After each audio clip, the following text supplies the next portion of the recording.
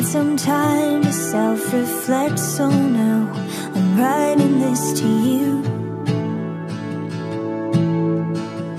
I'm really sorry in advance for every time I have to ask you if you might have changed your mind.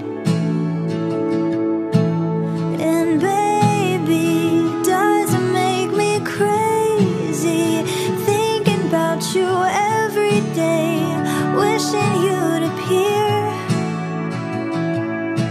And maybe I'm losing it, 'cause lately I've been writing love songs to a boy without a name. So here's to someday.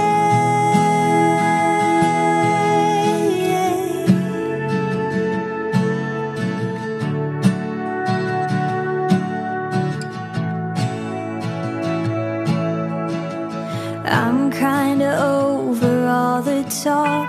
Miss Independent never worked for me. Now I don't really mind. There's nothing wrong with needing you. Anyone who wants to criticize isn't worth the time.